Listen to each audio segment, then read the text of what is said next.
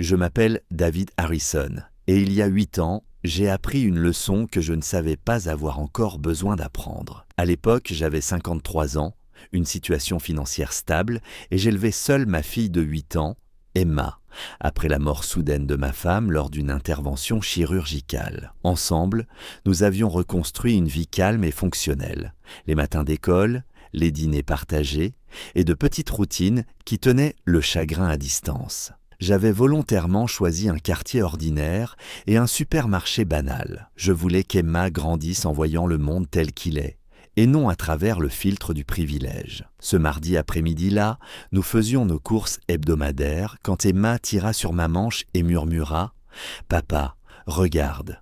À quelques pas de nous, dans le rayon des produits laitiers, se tenait une jeune femme, un bébé calé sur sa hanche et, à ses côtés, une petite fille portant une veste jaune vif, manifestement trop grande pour elle. La femme prit une brique de lait, en vérifia le prix, hésita, puis la posa dans son chariot comme si cela lui coûtait quelque chose de plus que de l'argent. Elle avait l'air épuisée d'une fatigue que je reconnaissais, celle qui vient de l'inquiétude, pas seulement du manque de sommeil. Nous la recroisions sans cesse en avançant dans le magasin. Elle comparait soigneusement les prix, remettait des articles sur les étagères et ne choisissait que les produits essentiels les moins chers. Rien de superflu, rien de joyeux. Emma remarquait tout. « Cette dame a l'air triste », chuchota-t-elle. « Et son bébé n'a pas de couverture. Il fait froid ici. » Elle avait raison. Le nourrisson était silencieux, trop silencieux, enveloppé seulement dans un body fin. À la caisse, je regardais de loin pendant que la caissière annonçait le total. Les épaules de la femme s'affaissèrent. Elle fouilla dans son chariot et retira le lait. « Je suis désolée, dit-elle doucement. Je n'ai pas assez. Veuillez enlever ça, s'il vous plaît. » La petite fille leva les yeux, perplexe. « Maman, et le petit déjeuner ?»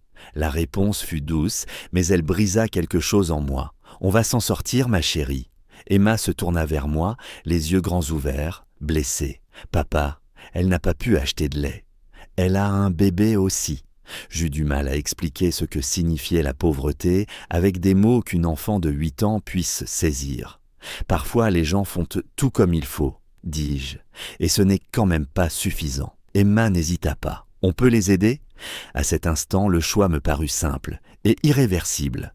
J'ai hoché la tête. « Oui, » ai-je dit, « on peut. » Je réglai nos courses rapidement, les mains allant plus vite que mes pensées, puis je dis à Emma d'attendre près du chariot. J'en pris un autre et parcourus les allées avec une urgence concentrée que je réservais d'ordinaire aux décisions professionnelles. Le lait d'abord, puis le lait infantile, les couches, la nourriture pour bébé, du pain, des œufs, du poulet, du riz, des pâtes, des légumes, des fruits. J'ajoutais des céréales, du beurre de cacahuète, du jus, de quoi permettre à une famille de préparer de vrais repas. Au bout de l'allée, je m'arrêtai un instant, puis pris une couverture douce pour bébé et une petite peluche, sans trop savoir pourquoi, mais avec la certitude que c'était important. En quelques minutes, le chariot était plein. Emma me regarda avec une approbation grave pendant que je passais à la caisse une seconde fois. « Qu'est-ce qu'on fait maintenant ?» demanda-t-elle. « On aide cette famille, répondis-je. Ensemble, nous scrutâmes le parking jusqu'à apercevoir la femme qui peinait à charger quelques sacs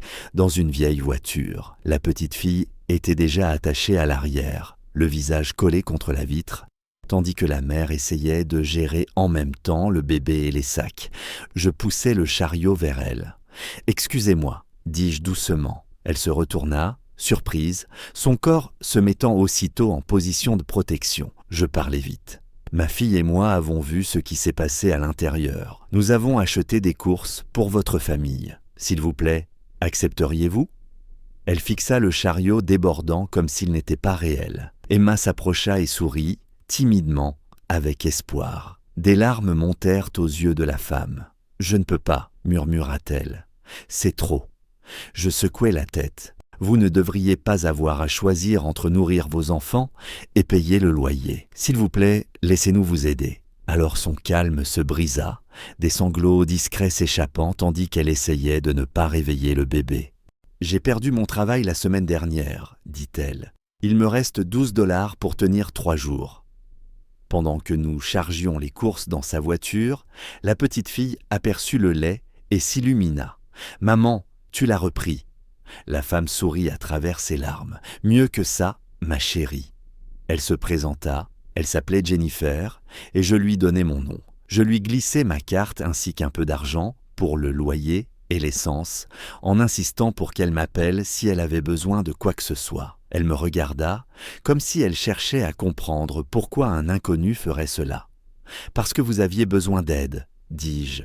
Cela suffit. » Lorsqu'elle s'éloigna en voiture, Emma me prit la main. « C'était bien, n'est-ce pas ?» demanda-t-elle. Je serrai ses doigts. « Oui, répondis-je. Ça l'était. » 2 jours plus tard, mon téléphone a sonné avec un numéro inconnu.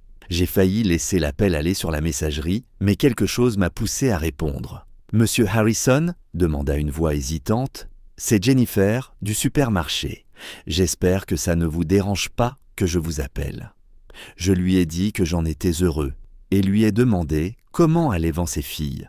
Son soulagement a traversé la ligne. Le réfrigérateur était plein, le loyer payé, le bébé buvait enfin du lait infantile adapté et semblait plus éveillé. Puis elle s'est arrêtée un instant. « Vous avez dit que vous pourriez peut-être m'aider à trouver du travail, » dit-elle doucement. « Je ne voulais pas vous déranger, mais je ne sais pas à qui d'autre m'adresser. » Jennifer m'expliqua qu'elle était spécialiste certifiée en facturation médicale. La clinique où elle travaillait avait fermé sans prévenir et toutes les candidatures qu'elle envoyait disparaissaient dans des systèmes automatisés. Je lui ai demandé de m'envoyer son CV. Au cours des semaines suivantes, j'ai passé des appels et envoyé des emails, non pour exiger des faveurs, mais pour m'assurer qu'une personne compétente soit réellement remarquée. 3 semaines plus tard, Jennifer m'a rappelé, en pleurs, mais cette fois de soulagement. Elle avait été embauchée par un grand cabinet médical avec des horaires stables, des avantages sociaux et une véritable sécurité. Pour nous remercier, elle invita Emma et moi à dîner. C'était un restaurant familial simple, sans prétention mais rempli de chaleur. Emma et la fille de Jennifer, Mia, se sont immédiatement liées autour de crayons et d'histoires imaginaires. Le bébé, Sophia, désormais bien nourrie et soignée, souriait facilement. Ce soir-là, Jennifer m'avoua quelque chose qui m'est resté. Elle diluait le lait infantile pour le faire durer. « Je savais que c'était mal, dit-elle, mais je ne savais pas quoi faire d'autre. Le poids de cette vérité m'a frappé de plein fouet. Ce que je pensais être un simple geste de gentillesse avait en réalité été bien plus urgent. Ce dîner marqua le début d'une amitié qui dura des années. Nous avons célébré ensemble des anniversaires et des fêtes. Jennifer s'épanouit au travail, obtint des promotions et finit par emménager dans une petite maison. Elle insista pour me rembourser chaque dollar que je lui avais donné, non par obligation mais par dignité. « J'avais besoin d'aide, dit-elle, mais j'ai aussi besoin de savoir que je peux tenir debout par moi-même. » Jennifer commença à faire du bénévolat dans des banques alimentaires, aidant les autres comme elle avait été aidée. Emma apprit elle aussi. Elle grandit en comprenant que le privilège implique une responsabilité et que le fait de remarquer les autres compte. Avec le recul, je sais que ce n'est pas l'argent qui a tout changé. C'était le choix de se soucier, d'agir, de dire oui, quand il aurait été plus facile de détourner le regard. Au fil des années, les répercussions de cet unique après-midi sont devenues plus claires, d'une manière que je n'aurais jamais pu prévoir. Jennifer n'a pas seulement stabilisé sa vie, elle l'a transformée. Grâce à un revenu régulier et à des prestations, elle ne vivait plus dans la peur constante des urgences. Elle dormait toute la nuit. Elle riait davantage. Elle était devenue la mère qu'elle avait toujours voulu être, présente plutôt qu'épuisée en permanence.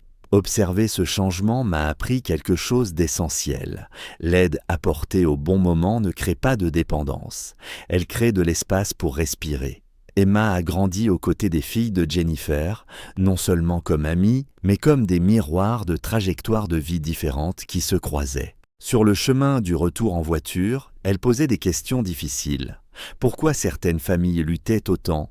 Pourquoi l'aide était si rare? Pourquoi tant de gens détournaient le regard? Nous parlions avec franchise. Je n'édulcorais pas la réalité, mais je ne la laissais pas non plus se sentir coupable de notre confort. Au contraire, je lui ai appris que le privilège n'était pas quelque chose à nier ou dont il fallait s'excuser. C'était quelque chose à utiliser avec sagesse.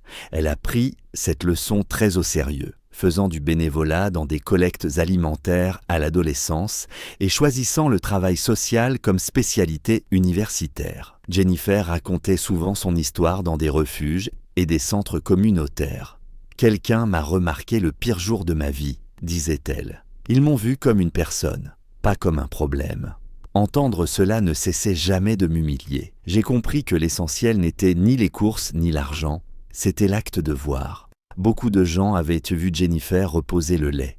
Une seule personne a agi. Cette différence a tout changé. Je pense souvent à la facilité avec laquelle tout aurait pu se dérouler autrement, si nous avions été pressés, si Emma ne m'avait pas tiré la manche, si je m'étais convaincu que ce n'était pas mon rôle. Le coût de l'aide était minime comparé au coût de l'indifférence. Quelques centaines de dollars, quelques appels téléphoniques, des choses dont je me souvenais à peine, avaient remodelé l'avenir de 3 personnes. 8 ans plus tard, quand Emma m'a dit que cet instant avait façonné sa compréhension du monde, j'ai ressenti quelque chose qui ressemblait à de l'émerveillement. La compassion s'était multipliée. Elle est passée de nous à Jennifer, de Jennifer à d'autres, de cette allée de supermarché, à des vies que je ne rencontrerai jamais. C'est alors que j'ai compris, le véritable retour sur investissement n'était pas financier, il était humain.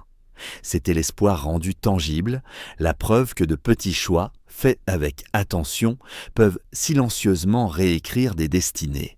Aujourd'hui, avec le recul de 8 années, je comprends que ce qui s'est produit dans ce supermarché n'était pas extraordinaire à cause de la personne que j'étais. C'était extraordinaire à cause d'un choix. Le choix de s'arrêter, de remarquer, de se soucier suffisamment pour agir au lieu de s'éloigner. La richesse n'a pas rendu ce moment possible, l'attention l'a fait, la compassion aussi. Emma a 16 ans maintenant, réfléchit d'une manière qui continue de me surprendre. Récemment, elle m'a confié qu'elle se souvenait de ce jour-là plus clairement que de presque tout autre moment de son enfance. Non pas à cause des courses ou de l'argent, mais parce qu'elle a vu ce que signifiait répondre sans jugement. Elle a vu que la dignité peut être préservée même dans le désespoir si l'aide est offerte avec respect. « Tu ne l'as pas fait se sentir petite », a dit Emma. « Tu l'as fait se sentir vue. » J'ai alors compris que la leçon était allée bien plus loin que je ne l'avais jamais voulu. La vie de Jennifer a continué de s'étendre. Elle ne s'est pas contentée de se reconstruire. Elle est aussi revenue vers les autres. Elle est devenue celle qui remarquait les autres comme elle avait autrefois eu besoin d'être remarquée.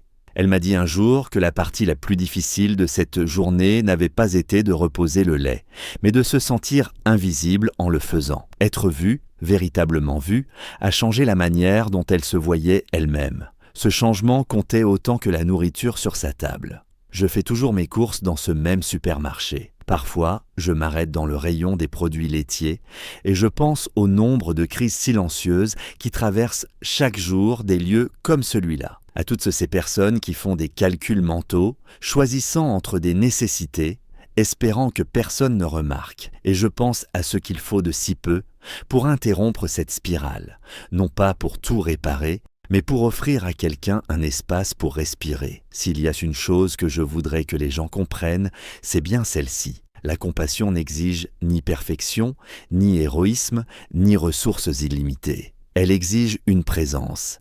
Elle exige de résister à l'instinct de détourner le regard. Parfois, la chose la plus puissante que l'on puisse faire est de reconnaître la lutte d'une autre personne et d'y répondre avec bienveillance. Cet après-midi de mardi m'a appris que le monde ne change pas d'un seul coup. Il change dans de petits moments, presque invisibles, quand un enfant pose une question simple, quand un adulte écoute, quand l'aide arrive exactement au moment où elle est nécessaire. Le choc n'était pas que les courses aient été payées. Le choc, c'était que quelqu'un se soit suffisamment soucié pour remarquer. Et cela ne devrait pas être choquant du tout. Cela devrait être normal, parce qu'au fond, nous sommes tous simplement des êtres humains qui essayons de traverser des jours difficiles. Et parfois, le plus petit acte de compassion peut devenir le moment où tout commence à basculer.